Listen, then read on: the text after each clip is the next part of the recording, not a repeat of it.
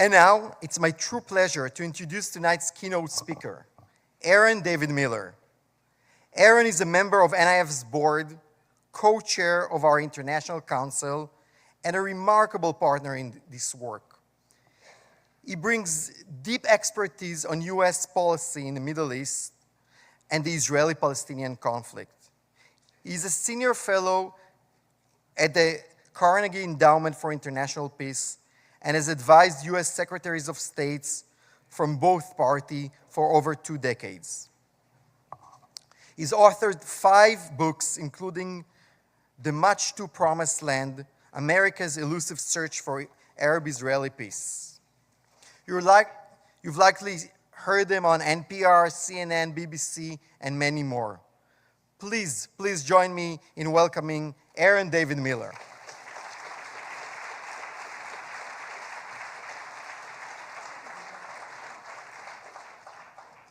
Mickey, thank you so much. The work you do is quite extraordinary. Let me start with some thank yous. To Nadine and Neil, thank you for your continuous support.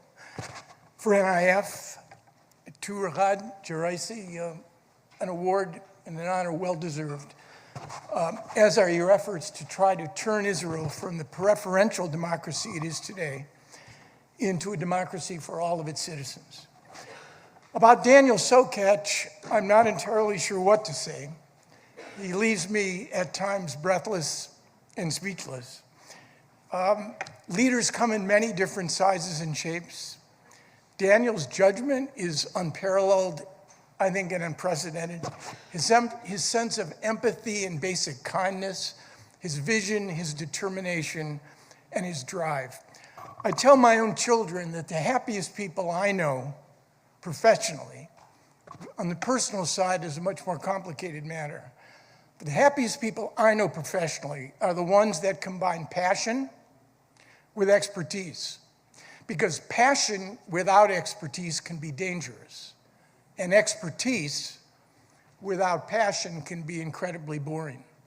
If you are fortunate in life to have a career that combines both passion, you love what you do, and expertise, you know what you're talking about, you really are lucky. Daniel has such a combination. He's lucky, and frankly, all of you here tonight are unbelievably lucky to have him.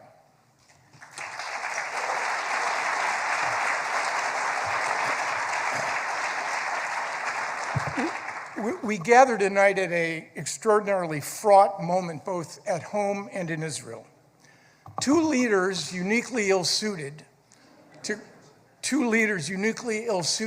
confront the challenges that plague both of their countries are conducting policies that are fundamentally at odds both with their respective nations' foundings and throughout much of their history.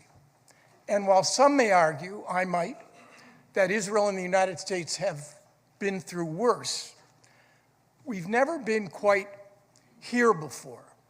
And during those periods of trauma in both of our countries, we've had leaders at times, extraordinary leaders, who were able to guide us through. I truly wish and had hoped that in the next 20 minutes, I could offer up easy remedies, quick solutions, a 10-step program perhaps for how to redeem Israel and America and provide all of you and myself with a clear pathway forward. Sadly, I cannot do that, but I've long believed and believe it now that remedy of any problem, and certainly understanding the nature of the world and trying to fix it, requires a pretty unforgiving assessment of the problems that we face. And in doing so, in making that assessment, there may well be possibility. I'm going to offer you 5 observations tonight. I'm not here to sell you anything. My selling days were over when I left the Department of State. I believe in clarity and honesty and in trying to make things accessible in ways that people can understand. And above all, At 76, I'm persuaded that life is about addition, not subtraction. And my whole effort, in essence, in the public conversation is to get people not to hit and reach for the delete button quickly, to get them to think and turn over in their own minds and hearts what I have to say. So, observation number one. The primary struggle for me, and I would hope for the majority of people in this room, is the struggle here at home. I've spent most of my professional life trying to advance American interests and create a better world. But the US Constitution does not talk about perfecting the world. It talks about perfecting a more perfect union, not a perfect union. The founders, I think, were clear enough that a perfect union was impossible, but a more perfect union. So let me be clear. I truly wish at times there were a new America fund, which displayed and reflected the same drive, determination, and dedication that I see here tonight and that I've witnessed throughout my association with NIF. I've spent the better part of my professional life working and voting for Republicans and Democrats. Indeed, the dividing line for an effective American policy abroad and at home is not between Republicans and Democrats, not between liberals and conservatives, and not between left and right. It's, of course, between dumb on one hand and smart on the other, and the only thing that matters is which side of the line do you want America to be on? Smart side or the dumb side? If it's the smart side, then you believe in something that I would describe as the national interest, which transcends partisan politics, perhaps politics generally, in the search for personal gain and personal advantage. We face now an unprecedented challenge to this republic. It is not as lethal and as mortal as a civil war that claimed 1 million American dead and wounded. But surely, since the end of the Second World War, this republic faces the gravest challenge to the liberal concept of governance. And by liberal, I mean liberal in the broadest sense. Respect for the Constitution, respect for the rule of law, respect for norms and institutions, and constraints against self-dealing and corruption. We're watching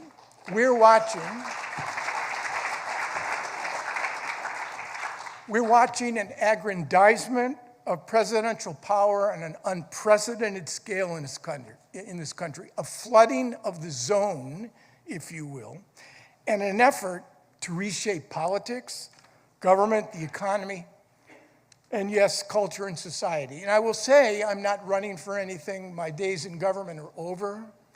We have, in my judgment, and I say this not in a way to suggest ad hominem, but to make a point. Ad hominem is frankly useless in this sort of environment.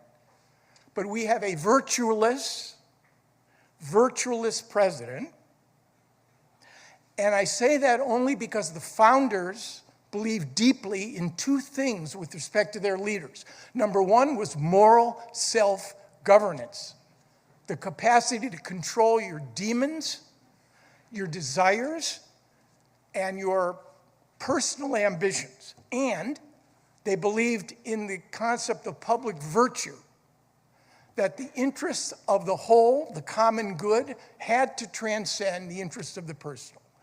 We have a president, in my judgment, nothing personal in this regard, who has an incapacity to turn the M in me upside down, so it truly becomes a W in we.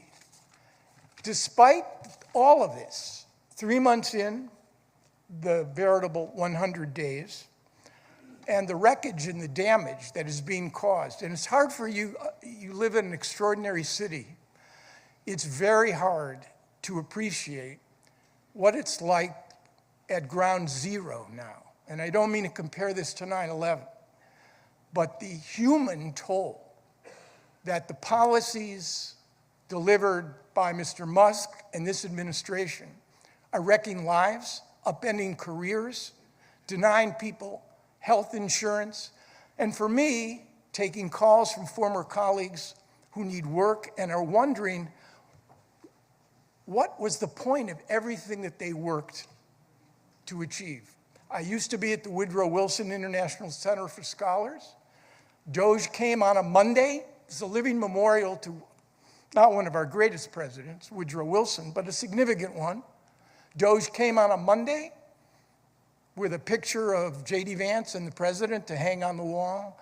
By Friday, 4 days, they took a 40-year-old institution, put 130 of its federal and trust employees on administrative leave, which is the first step toward firing, and reduced an institution to a nub. It was created by an act of Congress, so it cannot be abolished, but it can be hollowed out, and the same thing is happening to the USAID, the Department of State, the U.S. Institute of Peace, and so many other putative institutions like the NEA and NEH, and the Smithsonian, the Kennedy Center. It's not going to be easy to repair this damage.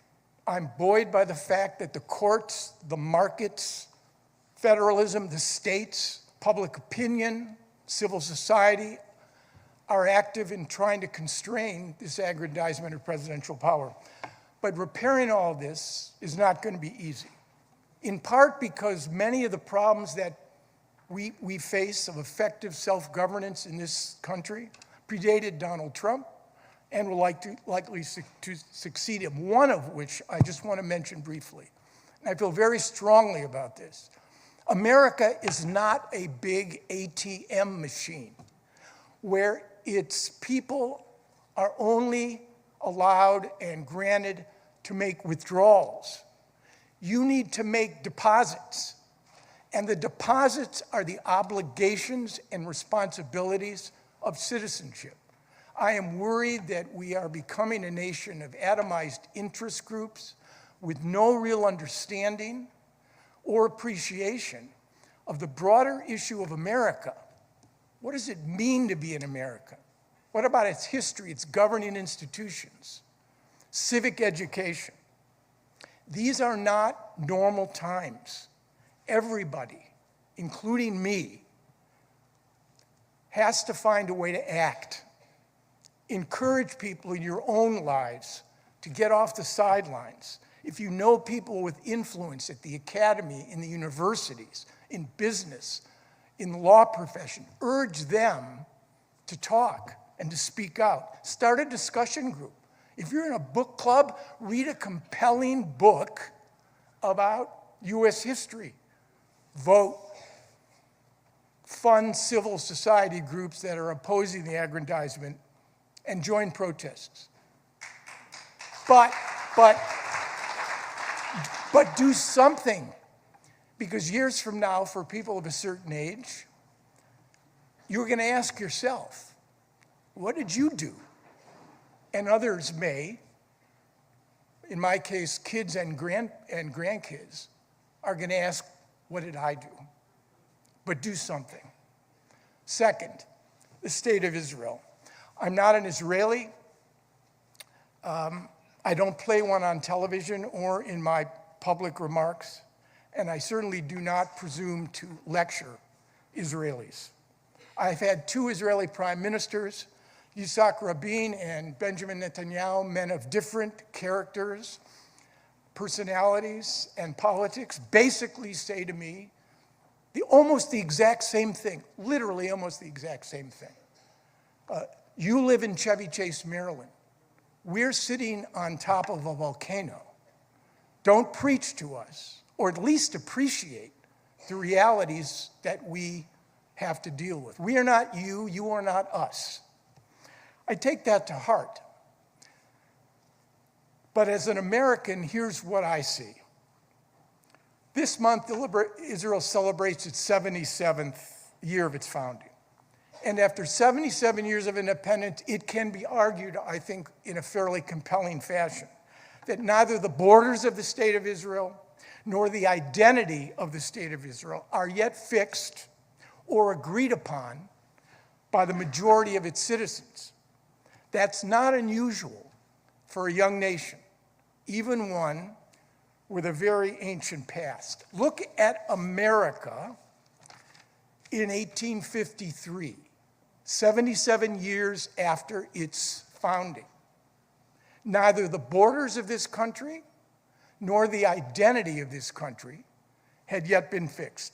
In fact, we were 7 years away from a civil war that would create literally a second American Revolution with the passage of the 13th, 14th, and 15th Amendments to the Constitution, which sought to, at least over time, give meaning to the promise contained in the Declaration of Independence, right? That all men are created equal, endowed by their Creator with certain inalienable rights, life, liberty, and the pursuit of happiness. But Israel isn't America. The U.S. had the luxury of non-predatory neighbors to our north and south, and fish to our east and west. What one historian, I wish it had been me, termed our liquid assets. These two oceans gave this republic the time, the space, and the security to work through its borders and its identity at serious cost to indigenous peoples, not to mention the 400,000 African Americans who were enslaved and their ancestors who continued to wrestle up until the early 60s with the US as a preferential democracy. Until the passage of civil rights legislation, we were a preferential democracy. I would argue, I don't want to compare, but the term applies to Israel as well. In a country just shy of 10 million people, Israel is not a full democracy for all of its citizens. And yet, even as the Israelis try to work through these issues, it is, in my judgment, a remarkable place by any standard. To me, Israel is a keeper. I hear this all the time. It's impermanent. It's a crusader state.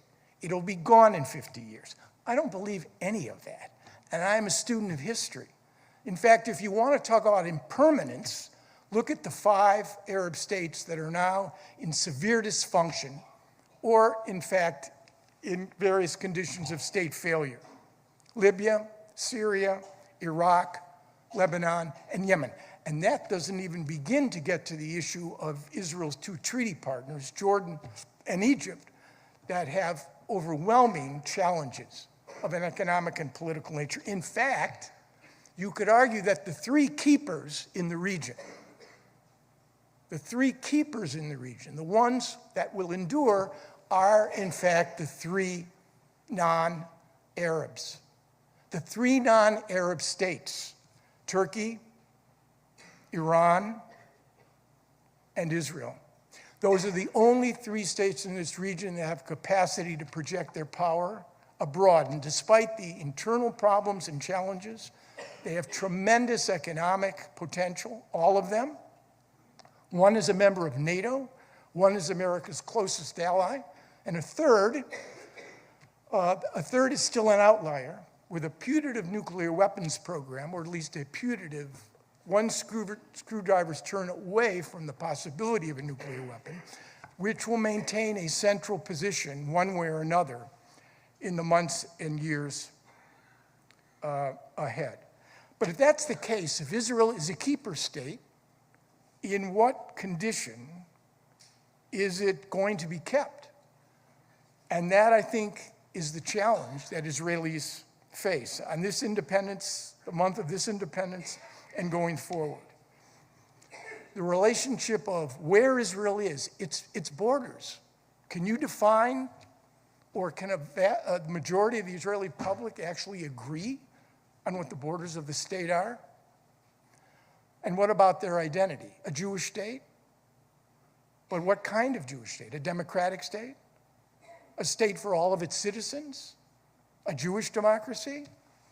These are fundamental issues which are going to have to be resolved, and they will only be resolved, in my judgment, when in fact you have leaders who are masters of their political houses, not prisoners of their ideologies.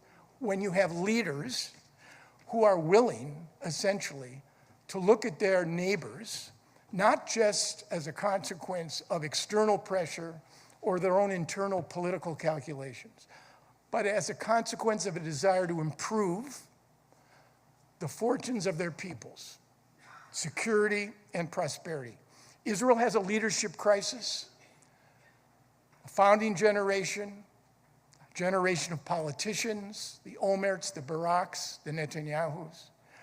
But the founders have failed to create a third generation. And that, I think, is the challenge. And that leadership problem, of course, does not just exist on the Israeli side. It's profound, to say the least, on the Palestinian side. More on this in a minute. Yeah, these are huge challenges for any nation. I choose to see possibility here, not catastrophe, for all kinds of reasons. But the main reason is this. I saw something in 2023 that was quite remarkable. I saw something that Americans, despite how much they may love their country, how passionate they may be, have never been able to achieve, certainly not yet. And that is in a country just shy of 10 million people, for 42 weeks in a row, hundreds of thousands of Israelis marched in the streets, pushing a relatively unified concept of what Israel means to them, what kind of state they wanted. Could we do that? I honestly don't know, and it pains me.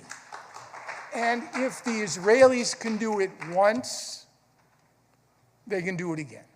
Third, the U.S.-Israeli relationship. I've been involved in an issue for a very long time, and I know Jews worry for a living. I think that's understandable, but I've never seen greater stress in the relationship than I see now. And do not, an iceberg, a quarter of the mass is above the water and 3/4 are below. Do not be fooled by the 1/4 of the U.S.-Israeli relationship that appears to be normal, functional, and healthy. Look at the latest Pew poll. 53% of Americans polled had an unfavorable view of Israel. That's up 10 points in 1 year from 2022. Not to put too fine a point on it, but the partnership between this president and what used to be the Republican Party and Prime Minister Netanyahu and his right wing are undermining the two fundamental elements which are critically important for a healthy, sustainable U.S.-Israeli relationship. One is shared values, and the other is bipartisanship. There are at least 3 different views of Israel among American political elites in Washington.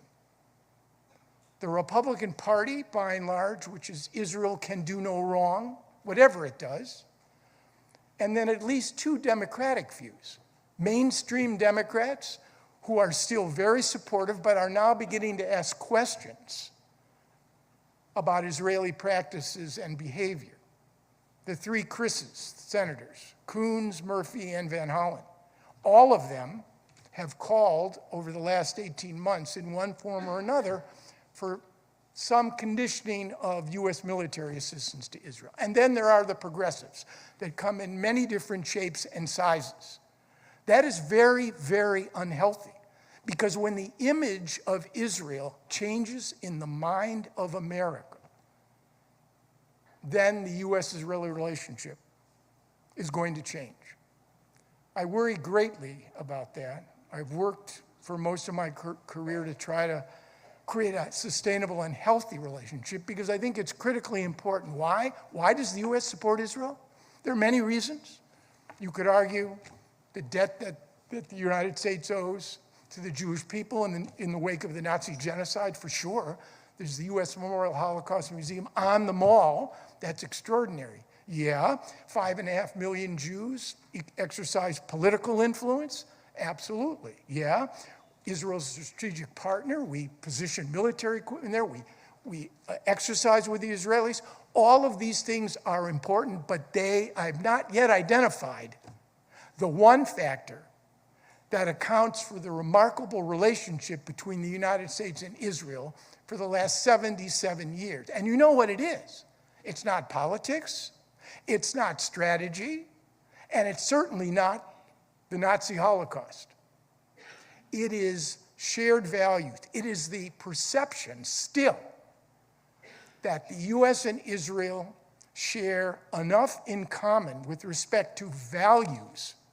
And I can count on one hand the number of emerging democracies. Since the end of the Second World War, actually, Freedom House names 22 countries in the world have maintained their democratic character since 1950. That's a very small club. And it's a small club because democracy is not an easy enterprise to sustain and maintain. It was Ben Franklin's apocryphal meeting with the mayor of Philadelphia's wife when she asked him, well, Mr. Franklin, what have you achieved in the Constitutional Convention? To which he replied, a republic, if we can keep it. It is shared values. You take shared values away from the U.S.-Israel relationship, I don't care how important Israel is a strategic asset. I don't care how much lobbying is done by the Jewish community. You will not be able to sustain the special character and quality of this relationship. And it is sadly changing. A word to the American Jewish community, to my fellow Jews. I don't usually do this. Daniel and I had talked about this before. Frankly, I consider a lot of this Jewish inside baseball. I had to deal with the Jewish community, both the positive and the negative aspects of it when I was working. The right wing hammered me and described me as a self-hater. I was too tough on Israel. The left wing, I was too soft on Israel. I mean, frankly, the whole thing gave me a headache. But now I've made a decision to speak out, because I see two double crises that are not just harming the American Republic, not just harming the state of Israel, but also harming the security of Jews everywhere. And that is the administration's effort to instrumentalize, weaponize anti-Semitism, anti-Semitism for its own purposes.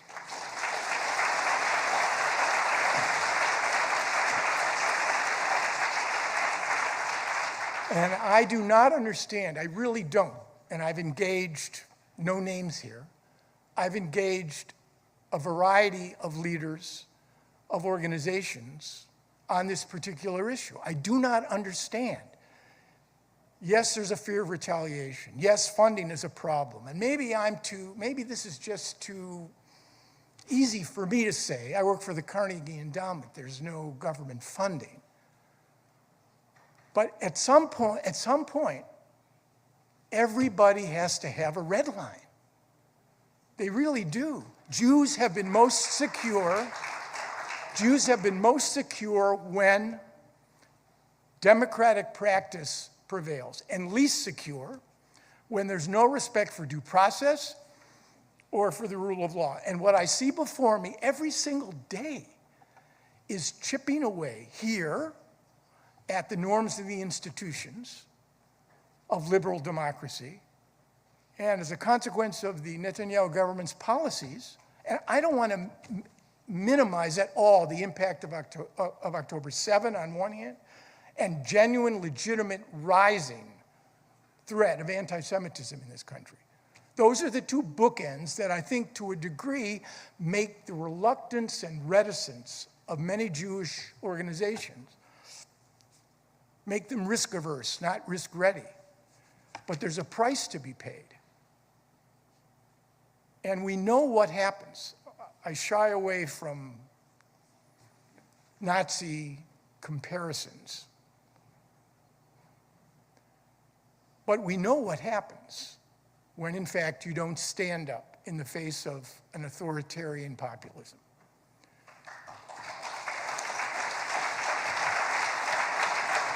I have two more points, and I'll try to be brief. Fourth, peace. I was at the last serious effort to resolve the Israeli-Palestinian conflict. It was 25 years ago, this July, at Camp David, where Bill Clinton invited Yasser Arafat and Ehud Barak to a 14-day summit. That summit failed. The gaps on the 5 core issues that need to be resolved if the Israeli-Palestinian conflict is going to be resolved: borders, security, refugees, Jerusalem, and end of all conflict and claims.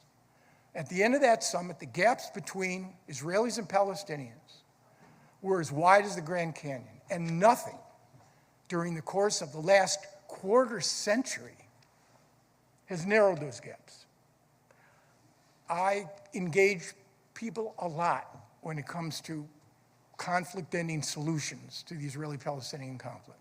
I had a lot of illusions when I worked. We trivialized the issue. We came up with wonderfully wise and clever American fixes to problems. Jerusalem, right? One fix we tried, you've got 2 mosques holy to Islam on the Haram al-Sharif, Har HaBayit, but below sits the remains of both temples. So we figured, well, we can concede sovereignty. Why don't the Israelis concede sovereignty over the top of the mount, and the Palestinians will concede sovereignty, no digging, no excavation, on the bottom. We tried convincing both of them that since this is divine, overlapping sacred space, why not make God the inheritor of the sovereignty? We were thinking, but we weren't thinking with the way Richard the Lionheart or Salah ad-Din would be thinking when they looked at Jerusalem. Jerusalem was not to be shared. That's not what history teaches. History teaches Jerusalem must be possessed in the name of God, the tribe, or the nation. It needs to be owned. So I don't think we fully understood with the best of intentions. So I would simply say this to you.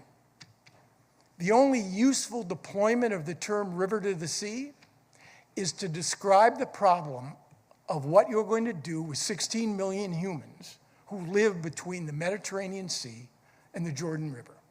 And in my view, the only possible pathway out is separation through negotiations.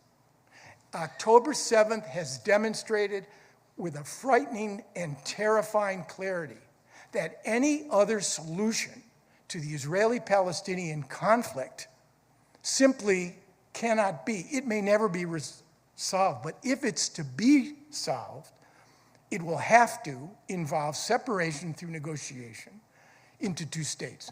October 7th has dramatized that, while at the same time, it has made the attainment of that objective harder still. And it comes back to the core question of leadership. My final point, a comment about hope in history. On October 6, 1973, my wife Lindsay and I were coming out of Yom Kippur services in Jerusalem, walking back to our apartment. At about 2 p.m., the sirens began to wail. Until now, October 6th was the most traumatic event in the history of the state of Israel. And yet, within 6 years of that trauma, I watched on the White House lawn Begin, Carter, and Sadat sign a full treaty of peace. In that instance, trauma, unanticipated, turned to hope. On September 13th, 1993, Lindsay and I sat on the White House lawn again, watching Rabin, Arafat, and Clinton sign the Oslo Accords. In that case, hope turns to trauma because Oslo lies bloodied, battered, and brutalized now. So what do you conclude from this? Trauma to hope? Hope to trauma? What does it tell us? Here's what it tells me. It tells me we cannot see what is in front of us, for good or ill, especially given the uncertainties of life and the vastness of the future that stretches before us. The headlines may be stark and clear, but nobody in this room can predict with any certainty over time the trend lines. And because everybody here tonight occupies a small place on this planet for a very short period of time, no one, and I'll put myself at the top of the list, has the right to say never. No one has the right to surrender to the forces of hopelessness and despair.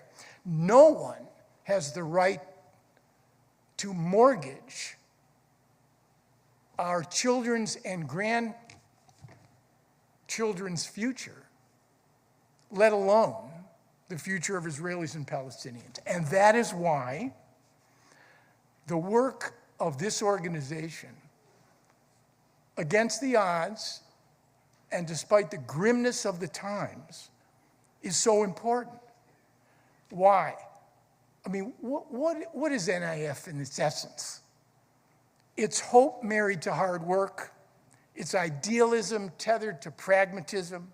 And it grapples every single day, not with the abstractions of peacemaking, but as Mickey knows, and Daniel knows, and everyone who works for this organization know, they grapple with the ground truth, the realities on the ground. And that gives NIF credibility. I would call it street credibility, which is even more important than credibility. I'll close with the words, as I've done many times, with the words of the last American president that had an emotional impact on me, Jack Kennedy. I was 12, 13 when he was murdered. Kennedy described himself as an idealist without illusion. To me, that is everything. As you go through life, trying to make your own lives better, your family's lives better, your community, your city, the state, the nation, the world, never give up on the prospects that transformation can occur. But you must, I implore you, I beg you, go through that process of seeking change, repairing the world with your eyes wide open. Thank you very much.